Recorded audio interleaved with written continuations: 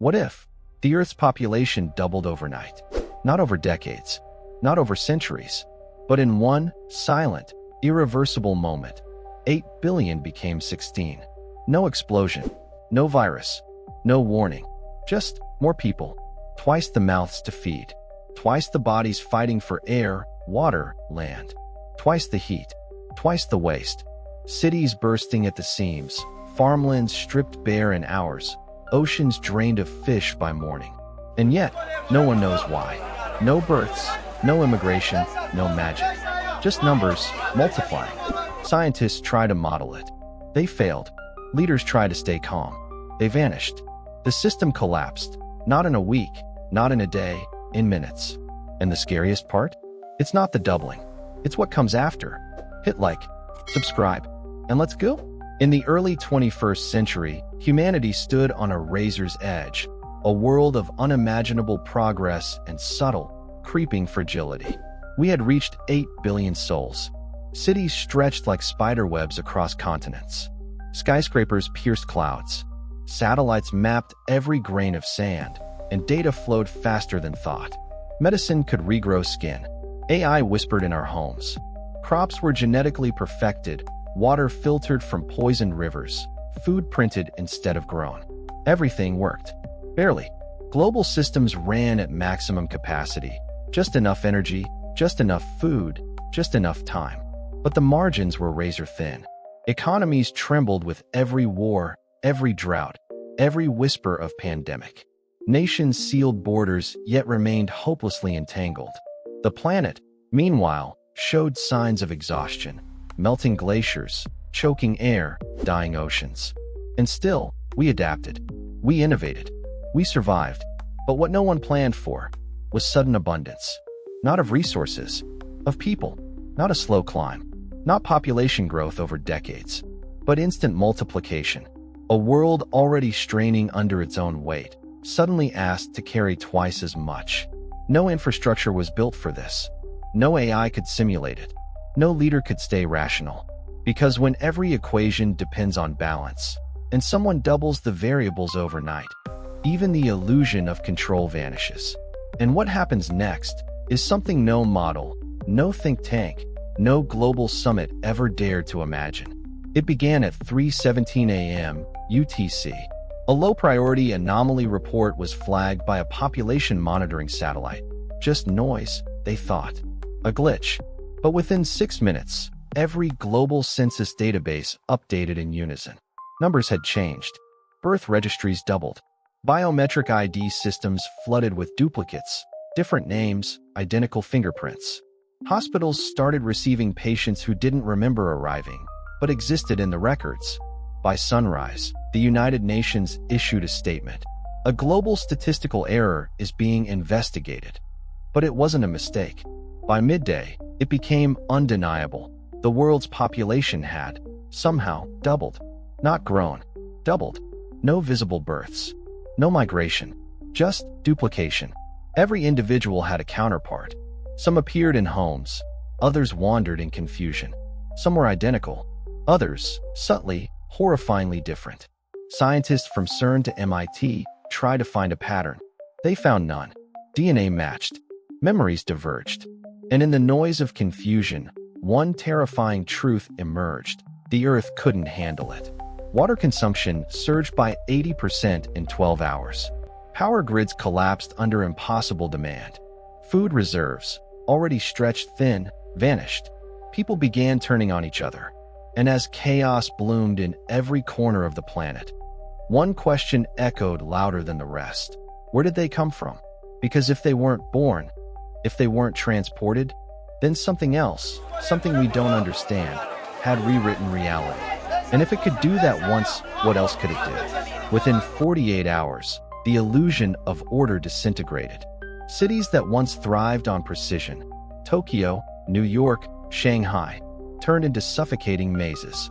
Subway systems collapsed as twice the expected bodies flooded narrow tunnels. Emergency lines jammed, then died. In Los Angeles, water reserves meant for 3 months were gone in just 16 hours.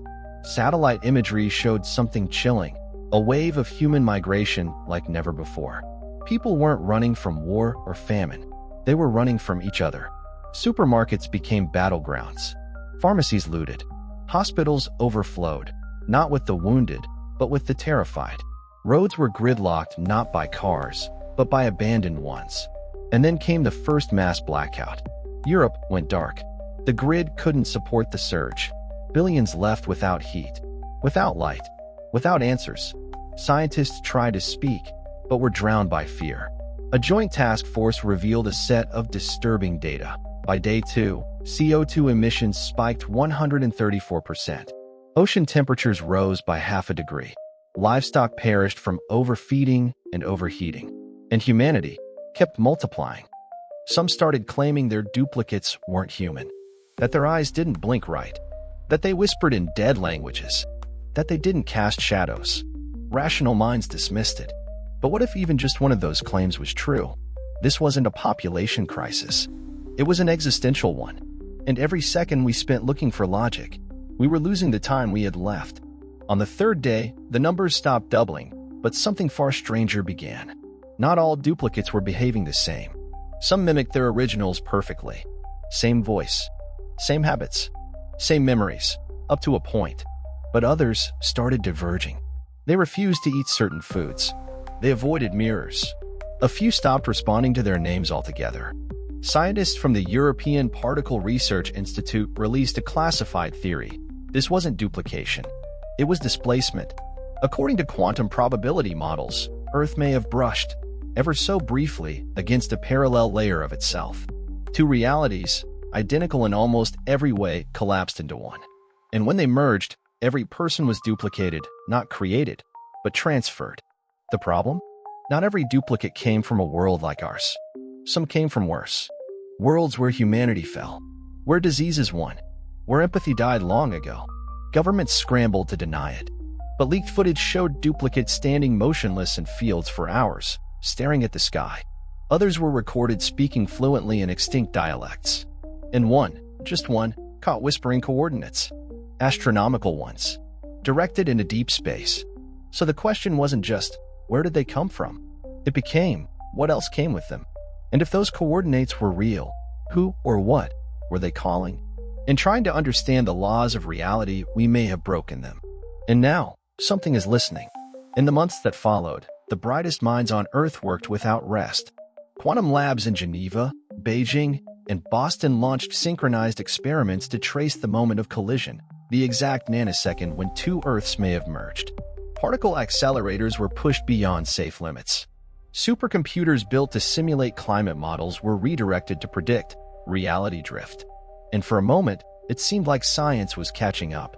AI models began detecting patterns in the behavior of the duplicates, moments when they paused, hesitated, or repeated exact phrases across continents as if receiving instructions.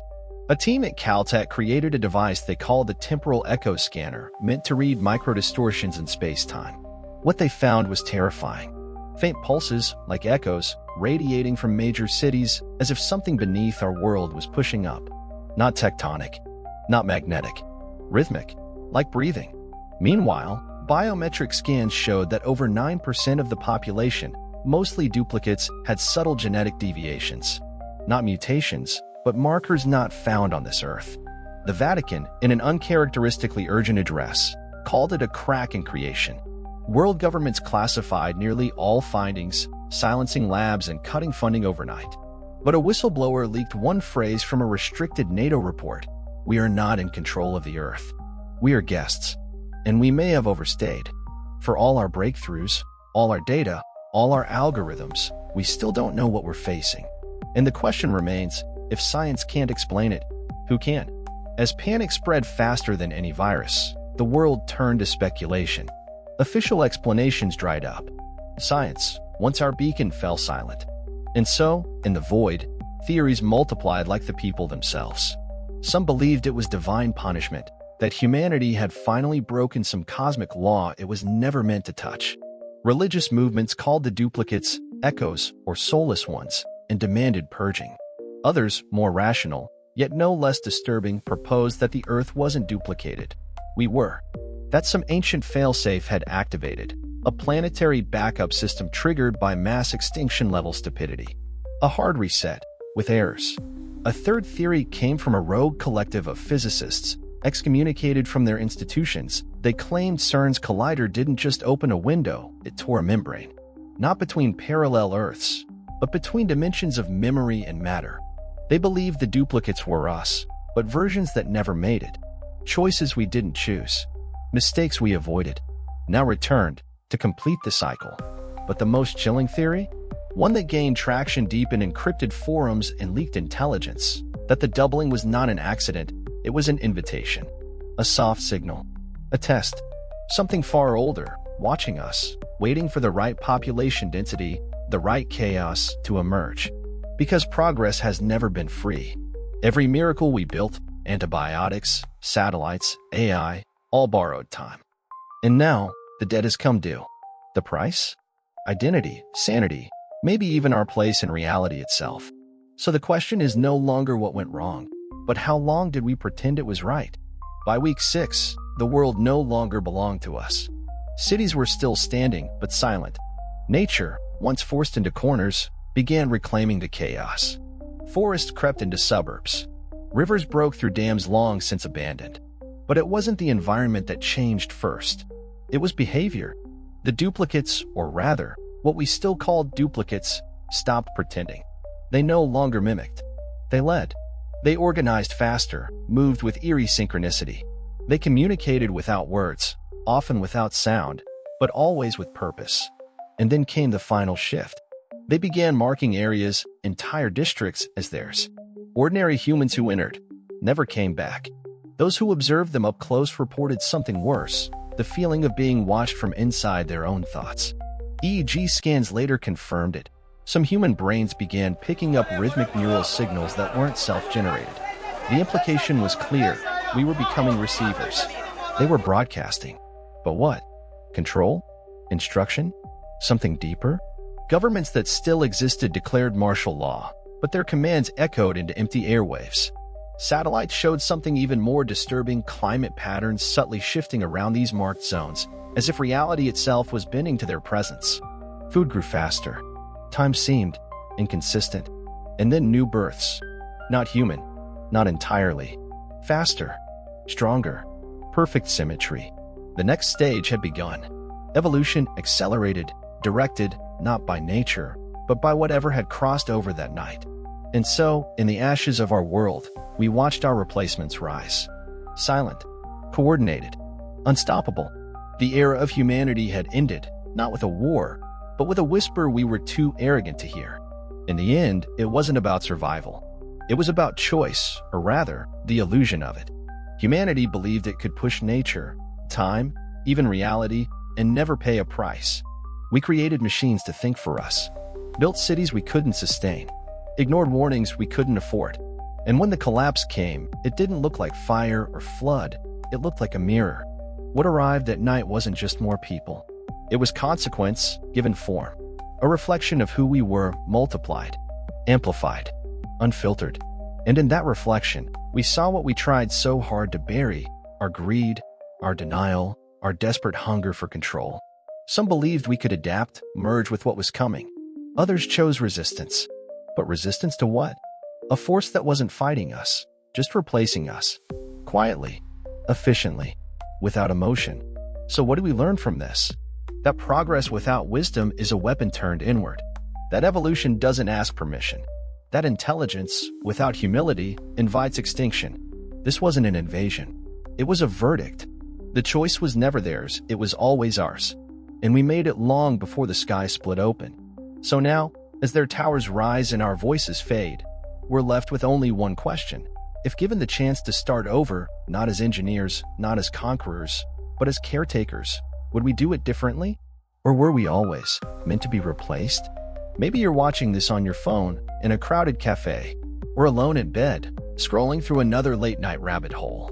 Maybe you forgot how the story even started, a strange idea, a what-if about population doubling overnight. But now, after everything you've seen, does it still feel like fiction? Or just an early warning? Because here's the truth we never say out loud. We are always one event away. One shift. One experiment. One silence in the data, and the world as we know it ends. Quietly. Not with sirens, not with bombs, but with too many footsteps on the same street, and none of them yours. So let me ask you, if this happened tonight, would you notice? Would you trust your own memory? Would you recognize yourself in the mirror if someone else already did? We tell ourselves we're in control, that the future is ours to build. But what if the future is already watching us, waiting, measuring, deciding, and maybe, just maybe, it already made its move? Look around you. How many faces do you pass each day that seem familiar? Too familiar? And if, someday soon, the world feels just a little too crowded, what will you do? Pretend it's nothing? Or ask the question we've all been avoiding.